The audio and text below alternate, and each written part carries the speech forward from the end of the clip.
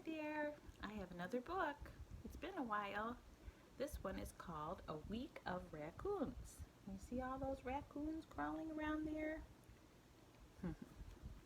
It is by Gloria Whelan and the pictures are by Lynn Munsinger. Now, this was a book your mommies looked at when they were little. And this is how it goes. Mr. and Mrs. Twerkle. Like that name? I think it's kind of cute. They lived in a cottage next to a blue-green pond. It looks like a really cute cottage. I think I'd like to live at something just like that when I move next time. Isn't it cute? And they're there. There's Mrs. Twerkle on the porch with her husband. And there's you can see around their house, a little garden and everything. And there's the blue-green pond. And a little fence in front of their house. It looks nice and cozy. Mrs. Twerkle is knitting and Mr. Twerkle's reading a book. Well, one Sunday morning, Mrs. Twerkle called out to her husband, "Edgar, come quickly. Something has knocked over my petunias." Mr. Twerkle looked at the pots and frowned. "A raccoon must have been digging in them for grubs," he said. "I'll trap it and take it to the piney woods." Let's first look at the picture of Mrs. Twerkle and Mr. Twerkle. Look at her. She had some really pretty pots with petunias. I love petunias. Right on her front porch, but they were knocked over and even broken. So he said that he was going to trap it. He didn't want to hurt the raccoon. He wanted to set up a little cage, and I'll show it to you, and make it so that he could capture the raccoon in the cage. It would be safe, and then he could take that cage to the woods and let it go free, far from their home. Okay? So that night, Mr. Twerkle put some bacon, smeared with peanut butter, and sprinkled it with sugar in a cage and propped open the trap door. That doesn't sound too bad, does it? It sounds like some of the donuts they make nowadays with bacon and sometimes maple or peanut butter or whatever, and of course there's lots of sugar in that. There's the cage. It's propped open. If the raccoon goes in to get that yummy food, this would release a spring and let the cage lid fall down. You can see it's nighttime because the moon and stars are out, right? So we had it all ready. So what do you think happened that night? On Monday morning, what did he find in the cage? A raccoon. There he is, looking at Mr. Twerkle, and Mr. Twerkle's looking at him. The raccoon looked very annoyed when he found him in the cage. Well, Mr. Twerkle put the cage in the back of his pickup truck. He drove along until he came to a tumble-down log cabin. Here, let's see if we can follow his path. Here's his truck, and the cage is in the back, and here he's driving from his home. First he passes a tumble-down log cabin. Okay? He drove along until he came to that. Then he turned and went up a hill to an old apple tree. So this is the next part. This is important for the book, or I wouldn't show you. He went up to an old apple tree right here, spread across part of the road. Okay? Excuse me. Okay. And then he went down the hill to the bridge that crossed the stream. There's the tree, down the hill. Uh-oh, where's the bridge? Oh, there it is. The bridge that crossed the stream. Okay. And then past the little white schoolhouse. There's the little white schoolhouse. American flag out front, a little old-fashioned schoolhouse, and past the Busby's farm. Okay. And then he got to the woods. You can see all those little trees, or tall trees, I should say. The piney woods, and that's where he let the raccoon go. When Mr. Twerkle got back, Mrs. Twerkle was waiting for him. "Edgar," she said, "something has tipped over the hummingbird feeder and licked up all the sugar water." That's what you put in a bird feeder for hummingbirds, not seed, but you put in something that's like nectar, like sweet water, sugar water, because they need that for energy, those little cute hummingbirds. So she had one out on a pole, and there it was on the ground, and she's not very happy to see that. Of course not. And he's like scratching his head again when she tells him about it. Well, said Mr. Turkle, it must be another raccoon. Don't worry, I'll catch it. That night he baited the cage with, what do you think? Bacon, peanut butter with a little sugar on top, and sat it near the hummingbird feeder, just like he did the night before. And on Tuesday morning, there was another raccoon in the cage. It was smiling sweetly. Mr. Twinkle put the raccoon in the back of his truck, and he drove along until he came to the tumble-down log cabin. He turned and went up the hill to the old apple tree and down the hill to the bridge. So you're going to see the same kind of map. Tumble-down cabin. Oops. It's hard to do it upside down. There's the apple tree. There it goes. And now we're going to go across the bridge. Then he's going to continue past the old schoolhouse, past the Busby's farm, and to the woods, just like he did before. And when he got to the woods, what did he do? He let the raccoon go, right? Well, when Mr. Twinkle left, the Monday raccoon, who had been sitting on a tree branch sulking, right there, he sees the new raccoon that just arrived, the Tuesday raccoon. They're kind of looking at each other, and what do you know? They start talking. Well, how do you like the piney woods? Says the Monday raccoon. Well, they're all right, said the Tuesday raccoon pleasantly, but it was nicer living near that blue-green pond. The sugar water there was very tasty. Remember what he ate? Yeah. Well, yes, said the Monday raccoon, and the grubs are so fat. Grubs are like little wormy things. Do you know how to get back there? I can't remember anything, he grumbled, except going past the Busby's farm. He even knew the name of the farm. Boy, that's pretty good. Well, said the other raccoon, after that you pass the little white schoolhouse, said the Tuesday raccoon, but I don't remember the rest of the way. So they're trying to remember how they could get back to that yummy food that they found. The Monday raccoon found grubs in Mrs. Twinkle's petunia plants, and the Tuesday raccoon found that yummy sugar water in the hummingbird feeder. But they cannot remember the whole way back. They just remember first is the Busby farm. That's the last thing we saw. And then right after that, the other one says, I remember the schoolhouse was there. So they're remembering that path. Remember that path we looked at? Well, that evening Mr. Twinkle went fishing, and he caught a big fish in the blue-green pond next to his house. So instead of cleaning it and getting it ready for eating, he left it outside of the house on the porch in a pail of water. And he went inside to tell his wife what happened. So here they are talking inside. Guess what? I caught a big fish, and he's holding his hands out to show how big the fish was. There's his fishing pole, and there's a fish in a bucket. I'm not sure why his fins are hanging out the back, because the fish wouldn't do that. He'd be swimming in the water, right? Oh well, I didn't draw the pictures. So anyway, the next morning when he comes to fetch the pail, there was nothing in it.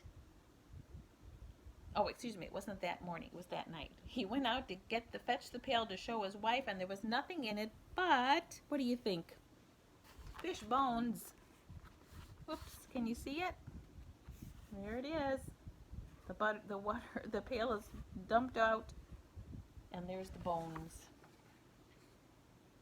Oh, another raccoon, said Mrs. Twinkle.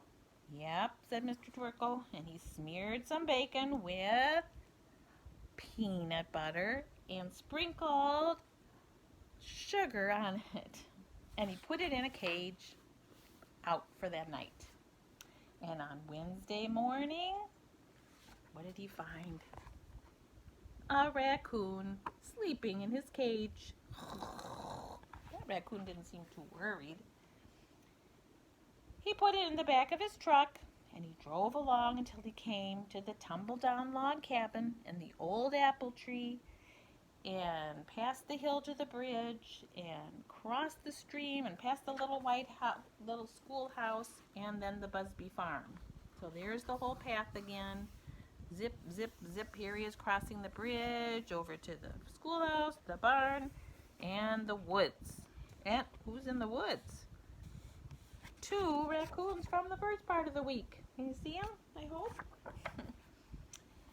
So there he went, and he let the Wednesday raccoon go in the woods. After Mr. Twinkle was gone, the Monday raccoon and the Tuesday raccoon came out of hiding. They had a new friend that had just arrived. "Hey, welcome to the woods," they said. "Thanks," said the Wednesday raccoon. "Too bad there aren't any fish here."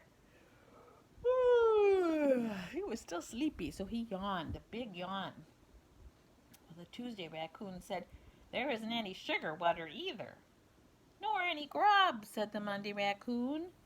"We'd like to get back to the blue-green pond, but we don't know where to go. After you pass the Busby's farm and then the little white schoolhouse, we can't remember." "Well, let me think. I believe you crossed the bridge over the stream," said the Wednesday raccoon, kind of drowsily. "I don't know the rest of the way. I can't remember." And he dropped off to sleep. So there they are all talking. Here's the Monday and Tuesday raccoon talking to the sleepy Wednesday raccoon. But at least he remembered another step.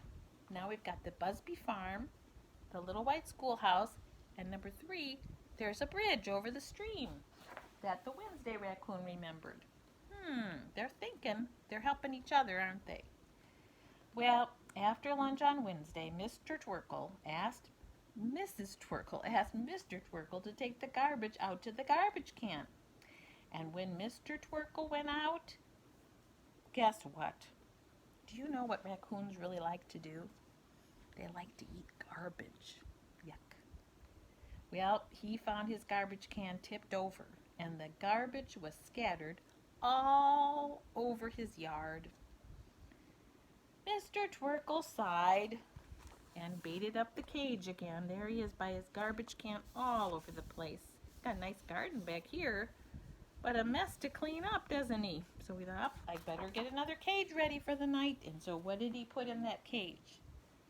Bacon with peanut butter with sugar sprinkled on top. That's right. And on Thursday morning, the next morning, what did he find in the cage? A squirrel? Nope. A raccoon. And you know what the raccoon was doing? He was trying to get the peanut butter off his whiskers. Kind of messy, right? But he enjoyed it. And Mr. Twinkle, what did he do with the cage? Did he bring it in the house and make that raccoon his pet? No, he put the raccoon in the back of his pickup truck and drove along. He came to the tumble-down log cabin, the old apple tree, the bridge over the stream, and he crossed that stream and went past the little schoolhouse and the Busby farm and got to the woods. So there's the whole path again you can see, and it's showing you the whole picture. And here we got the trucks passing the schoolhouse in that picture. But he always takes the same route. And as soon as he dropped off the raccoon in the piney woods and his truck had disappeared, 3 raccoons climbed down from their trees. Look at that. There's 1, 2, 3, and here's the new raccoon that just got here looking up at them. Hey! And you know what they said? They said, "Hi! Hi! Hi!" And what do you think he said? "Well, hi yourselves," said the Thursday raccoon, carefully smoothing his fur. "It's shady here in the woods, but there isn't any garbage." "Well, there aren't any fish either," said the Wednesday raccoon. "Nor any sugar water," said the Tuesday raccoon. "And not a single grub," said the Monday raccoon. "We want to get back to the blue-green pond, but we don't know where to go after the Busby farm, the white schoolhouse, and the bridge over the stream." "I think you go up the hill to the old apple tree," said the Thursday raccoon, "but can't remember the rest of the way." Well, we're getting there, aren't we? They're remembering each one a new step. Well, that afternoon, Mr. and Mrs. Twinkle put on their straw hats and went out to the garden to hoe their corn. Remember how we saw the tall corn growing in the background? Well, it's not so tall anymore.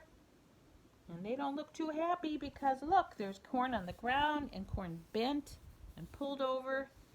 And I think I know who was in that corn. Do you think you know too? I bet you do. When they got to the corn stalks were lying on the ground and all the tender ears of corn had been eaten. All of it. Another raccoon, called the Twinkles. Oh, they were so sad, and Mrs. Twinkle ran for the bacon.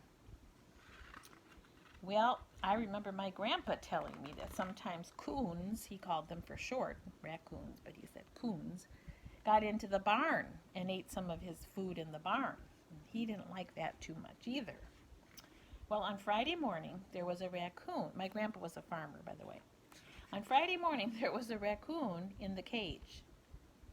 Just like every day, right? And this time he was picking his teeth, getting all those pieces of bacon out of there, right? Without a word, Mr. Twinkle put the cage in the back of his truck, and where do you think he went? The same route again. Remember? I bet you know it by heart. The broken down log cabin, the old apple tree, the bridge over the stream, the old white schoolhouse, the Busby farm, and there's the pickup truck going to the piney woods. And there's a bunch of raccoons hanging around in that picture. In the trees. They're probably getting to know each other pretty well there, right? And as soon as Mr. Twinkle had dropped off the raccoon and drove away, 4 raccoons popped out of the trees. And there they said the same thing they said before, right? They're happy to see a new friend. Hi, hi, hi, hi. Well, he said, well, hi to you, said the raccoon. He's the Friday raccoon, by the way. Is there any corn in these woods? I'm awfully hungry. Probably not, said the Thursday raccoon. There isn't even a decent garbage collection anywhere here. Well, then he looked hopefully at the Friday raccoon. I don't suppose you know how to get back to the blue-green pond after you pass the Busby's farm, the little white schoolhouse, across the bridge over the stream, and go up the hill to the old apple tree? Do you, by chance? Well, as a matter of fact, I do, said the Friday raccoon, and you go to that tumble-down log cabin. From there, it's only a short way to the blue-green pond. Let's go, said all 5 raccoons at once. And there they took off because now they knew that they had all the steps. 1, 2, whoops, here's 2, 3, 4, 5. And they're running. That was the first picture we saw when they first got to the woods. The last one got to the woods. So they took off. They followed that path that they knew. They left the piney woods and made their way to the Busby's farm. My, said the Friday raccoon, admiring Mr. Busby's cornfield. I don't believe I've ever seen so many rows of corn. Whoa! I lost you. Okay. He said, I don't believe I've ever seen so many rows of corn. They give me quite an appetite. I think I'll stay right here. So actually, even though they were heading up the route all the way back to the Twinkle's house, one of them, the one that loved the corn so much, stopped at the first place, the Busby's farm. See that? And he said, this corn is delicious. Besides, the Twinkles didn't have any corn left. He ate it all, right? So he said, this is easy. It's on my way, and I love this corn. And then the 4 raccoons continued. They kept up the path, like I said, and they got to the little white schoolhouse. And what do you think that one of the raccoons that likes garbage so much found? I'm going to get some more light in here, if that's better. A trash can on the back porch of the school. Oh, he was so happy. And he said, oh, I bet it's full of tasty orange peels and apple cores. I'm going to stay right here. And he did. And he chewed it up. Next, the 3 raccoons came to the bridge that crossed over the stream, the next step on the route back to Twerkle's house, right? Well, the Wednesday raccoon had been feeling rather sleepy, which he often does, right? So he poked his nose into the cold water to wake himself up, and just as he did that, what did he see? A fish peeked up at him. "Fish," he said, "and the biggest ones I've ever seen. I'm going to stay right here." And he did. Well, next there was 2 raccoons left. Remember, we left one at the farm, one at the schoolhouse, one at the stream. Well, the rest of the raccoons, which is just the 2, made their way up the hill, and a bee flew over their heads. Said the Tuesday raccoon. "Where there are bees, there must be" what? What do bees make? Honey, right. He followed the bee to a hollow in the old apple tree. The apple tree, remember, is the next step. And it was full of wild honey. "This is even sweeter than any sugar water could be," he said with a big smile. "I'm going to stay right here." And he did. There he is up in the tree, watching out for those bees, I hope, and getting some honey. Well, there's still this guy left, isn't there? Every raccoon has stopped along the way except this one. The Monday raccoon loped down the hill all by himself to the tumble-down log cabin, the next stop, at the last stop before the Twerkle house. Feeling a little grumpy, he kicked over one of the tumble-down logs, like, well, my friends left along the way. So he kicked a log, and what do you think happened? What was under the log? Do you know that sometimes grubs and other kinds of bugs like to hide under logs? "Well, that's more like it," he cried. "Look at all the nice fat grubs under this log. I believe I'll stay right here."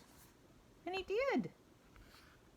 Yep, so here he was, kicking and looking and being excited, and then he stayed. He was a happy camper, so to speak. Lots of grubs for him. So, did any of the raccoons make it back to the Twerkles? I can't talk today. No, they did not. On Saturday morning, Mr. and Mrs. Twerkle hurried to their window and peered out. What do you think they found? The petunias were in their pots. The hummingbird feeder was full of sugar water. The fish Mr. Twerkle had caught the night before was still swimming in the pail. The lid was still on the garbage can, and a new row of corn had ripened in the garden. Wow, that's good. "Well, Edgar," she said. Whoops, let's look at the picture better. We can see all the things that I mentioned. The corn growing over there, the petunias, the fish, just all kinds of things. Just the way they're, there's the sugar water in the hummingbird feeder and the closed garbage can. "Well, Edgar, I guess you can put the cage away," said Mrs. Twerkle. "Yep," said Mr. Twerkle. And what did he do? And he did. All done with that cage. Don't eat it anymore. At least for now. And that's the end of a week of raccoons. Hope you enjoyed it. Love you.